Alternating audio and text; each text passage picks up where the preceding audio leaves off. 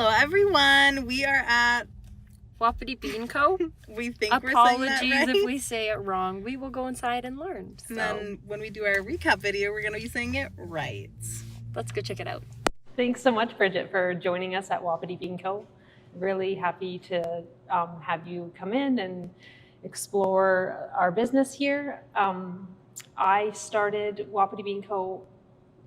Close to 10 years ago. I started roasting and I had a booth at the farmer's market, and then it eventually kind of grew into the cafe here. But I grew up in the Peace region in a small town called Manning. So I'm a farm girl from northern Alberta, and I just love the community here. Aww. Where did the name Wapiti Bean Co. come from?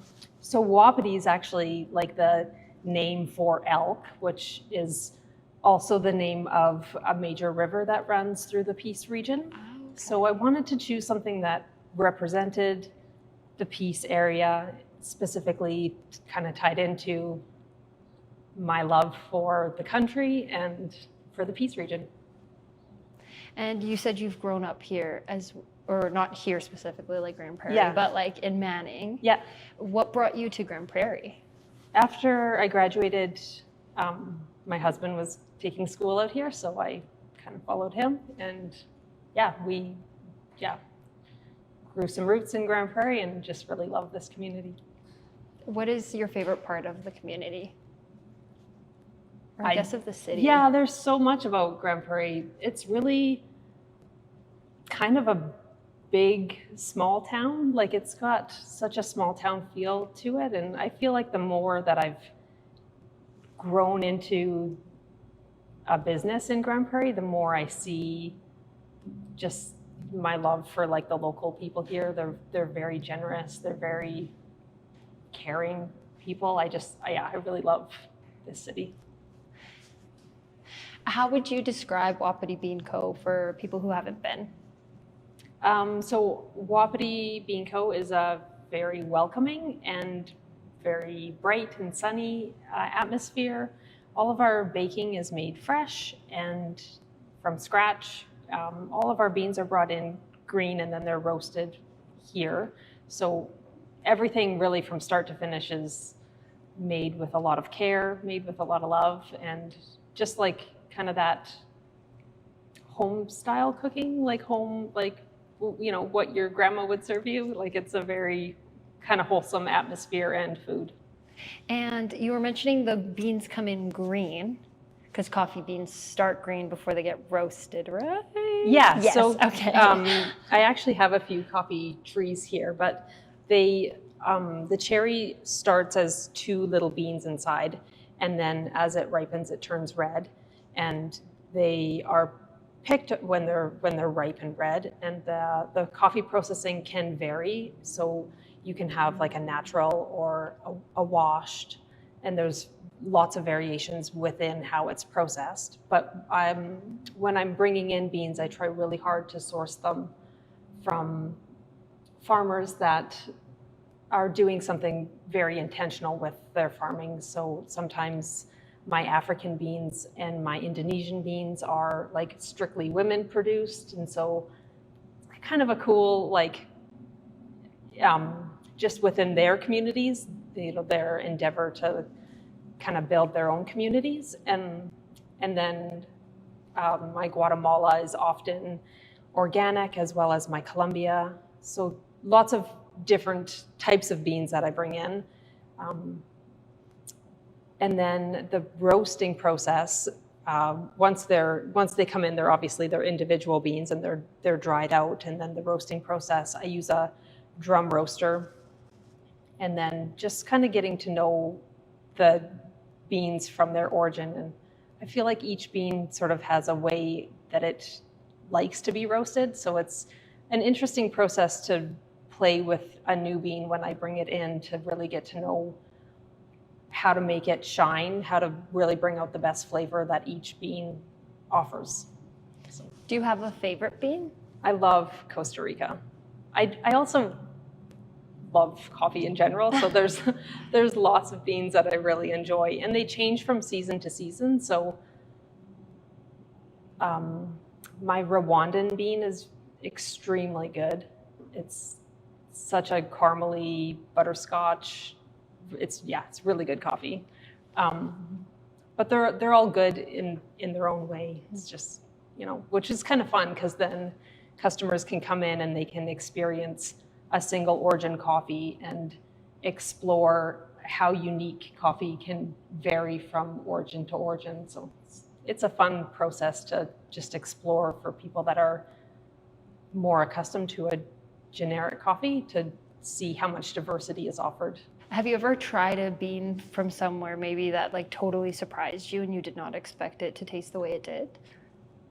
The first time I tried the natural processed coffee from Ethiopia, I was blown away because it almost tastes like blueberries. Really? And it's so unique. Just the way they process it really highlights this like blueberry watermelon sort of, I don't know, you have to try it. Like it's really an interesting coffee.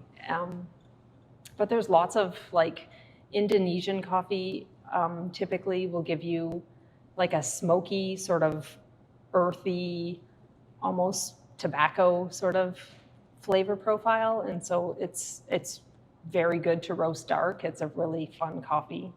What got you into roasting coffee beans?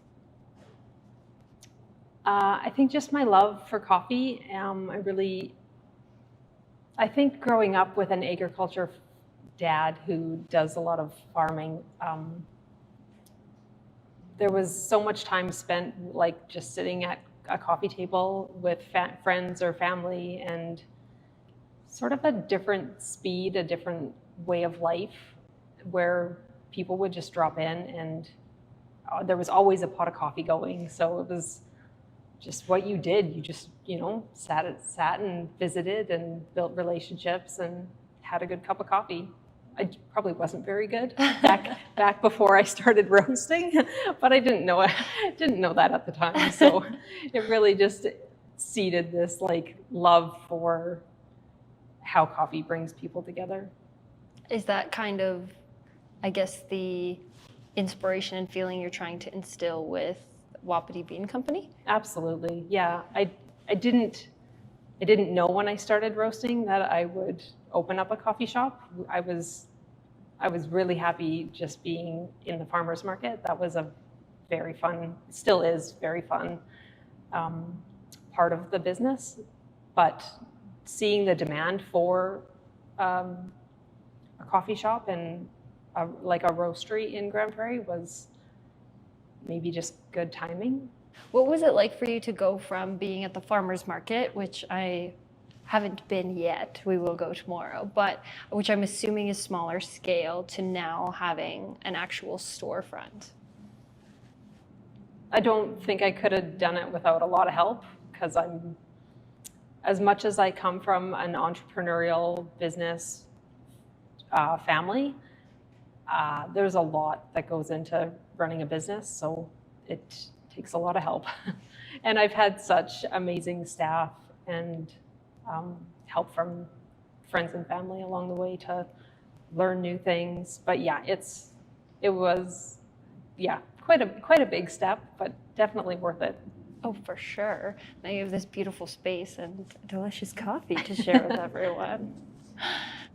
Probably have a lot of, I'm guessing, regulars that come in and a lot of relationships that have kind of formed in the environment. Actually, surprisingly, I think that's like one of the most special things about the cafe is how many regulars you meet and how many like people drop in and then you see them again and you see them again, and it's so fun to build those small relationships. I had no idea how meaningful that would be in owning a business. Just serving a cup of coffee,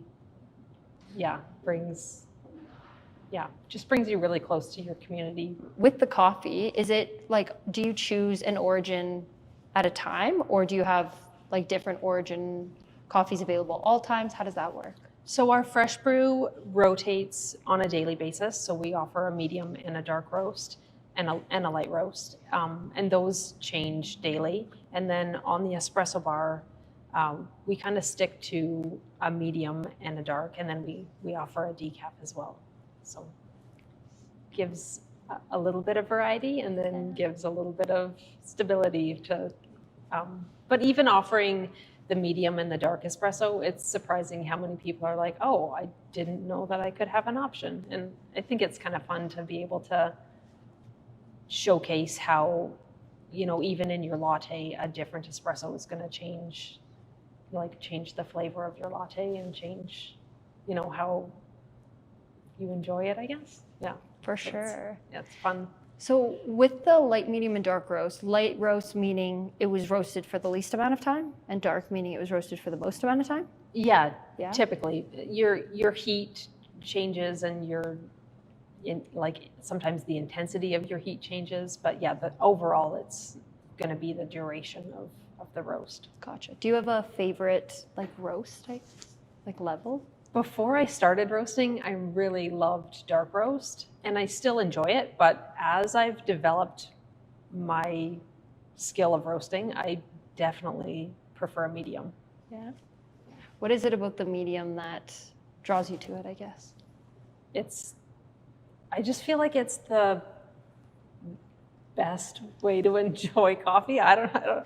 So you've kind of had experience, I guess, everywhere, roasting coffee beans, being the business, the face behind the business, making the food. Where would you say is your favorite spot to be in the corporation? I really enjoy running or just being on the bar because it's a lot of fun.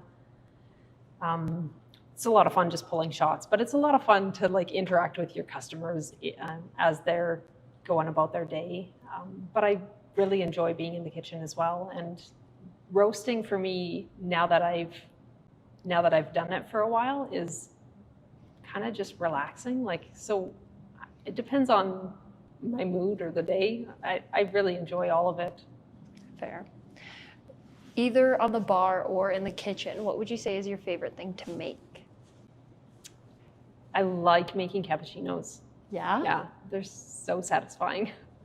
That's amazing. I never could make good cappuccinos. It's hard trying to get the correct amount of foam. I think that's why, because you're you either are like, oh, better luck next time, or you're like, oh, nailed it. Yeah. And it's such a good feeling when you're like, yeah, that's perfect. Yeah, there's definitely no in between. It's either a hit or a miss. So yeah, it's fun. Then what would you say is your favorite item to enjoy or make for yourself? It's kind of simple and maybe a bit boring, but I really enjoy a good pour over, which, is a little bit of a finer grind. You're probably familiar with it, but it's brewed as a single cup and paper filter. Yeah, it's perfect. What has been the most surprising thing since opening the business? Honestly, I think how fun it is to we have a lot of younger staff, and so I think it's an amazing part of the community to have younger staff that have never necessarily had a job before, and to work alongside some of the younger girls. It's so fun, just the vibrancy and the silliness of being around a group of energetic, girls, and the coffee shop is, buzzing, and it's just so much fun. The other thing that I really was taken by surprise is how much I would love the relationships that you build in the community from owning a business. Would you say the building of those relationships is also the most rewarding part of the work that you do? Absolutely, yeah. Well, I was only in business for barely a year when COVID hit, and we were able to stay open through kind of the ups and downs of what that meant for the next few years. So we have a lot of, my interactions with the people, the regulars and the customers and the people of this community, it's definitely impacted how I view community and how I view relationships, in this community. So. Yeah, COVID was a big challenge for so many local businesses. Would you say that has been like the biggest challenge that you've had to overcome, or what has been the biggest challenge since opening the business? Probably. Navigating COVID was definitely Challenging. well, I mean, it was, on everyone, right? It was a challenge, but I think there's also a certain amount to say with being pretty young in business when that happened, because I didn't have like a very strict set of routines that had been built. So I was potentially able to adapt, and you have to be able to adapt in a small business, and I don't know, do what you got to do in some ways, and in other ways you just like, I'm very happy that I've got like a supportive community that, I don't know, kind of encourages me along the way. So that's so sweet. We hear that so much when we get to travel outside of Edmonton. Not to say we don't hear it in Edmonton. Not to say people aren't supportive in Edmonton. I'm sure they are. But I think in smaller communities, you rely on it more almost. Yeah, and it's always a common theme, and it's really touching to see how much it means to everybody. Yeah, because it's everybody supporting everyone, which is absolutely so nice. And I really think COVID like accentuated that in a lot of ways. If you could open a Wapiti Bean Co. anywhere in the world, where would you want to open it? I think Costa Rica, but I've never been there. Okay. So it's definitely on my bucket list to go to a coffee farm in Costa Rica. And I've gotten to know the farmer that I get my beans from a little bit there, and I just think it'd be fun to spend a month or longer, or move down there and have a little coffee shop. I think that would be so much fun. You have to do it, right? I mean, even just for a bit, like just to say that you did like, it. I'll just be free labor. Like, I'm like, game please, to just, put me to work. And and I feel like all you'd learn free too. Coffee. Yeah, it's a win-win. It's a win-win. It really is. There's negative downside, right? like none. That would be really cool. And I feel like the weather there's so much hotter and nicer, and you wouldn't even need to bring a winter coat. Like, imagine that. No winter coats. That would be crazy. You could wear any Halloween costume and not have to put a coat over top of it. Right? And that's my reference point, because I remember being a kid and my mom would always make us put on a winter coat over our Halloween costume. Over or under? Sometimes it would go under. We would try to make it go under, but most of the time it ended up being over, because it was like, you know what? They're not even going to know what I am. That's the reality of Northern Alberta. Yeah, it really is. But not in Costa Rica. Not in Costa Rica. We'll come visit you there and do this interview again. Perfect. Yeah. Just different questions, but we will gladly come to Costa Rica to talk to you. Why do you think it's important to have a space like this in Grande Prairie?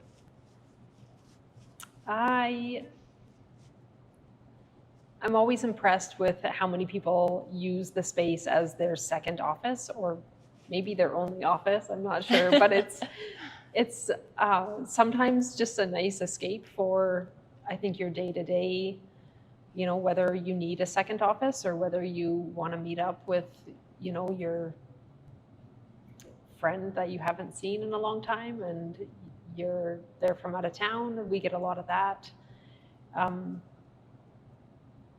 It's a very welcoming, sunny space that's like great to curl up with a book in the corner and just get lost in sort of the, atmosphere of the cafe. And then last question, it doesn't have to be specific to the cafe or the business or anything, but what would you say is the best piece of advice you've received throughout your life? I think the best advice is probably, I don't know if it's strictly for business, or just like a good rule in life, is to just treat people how you would like to be treated. And I try to do that. I don't know if I succeed every day, but as long as I can, I'll just, that's I think a good way to put your foot forward every day and hope for the best. I agree. And at the end of the day, we're all humans, so we all make mistakes, but I think that's a great way to at least try to ensure that you're a good person, Yeah. Well, perfect. Thank you so much for chatting with us. Thanks so much for coming. Hey everyone. So we look a little different. Bridget's hair is down, my hair is up. We swapped. I overbooked us. We didn't have time to film the ending videos yesterday. Yeah. So We're doing here it we are now. today. Yeah. Woohoo. It's okay. We wrote notes. We know what's happening. Yeah. So we are going to be talking about Wapiti Bean Yes. Co. I think we said it wrong in the first video. Yeah. Our apologies. We have since learned. Super yummy tea.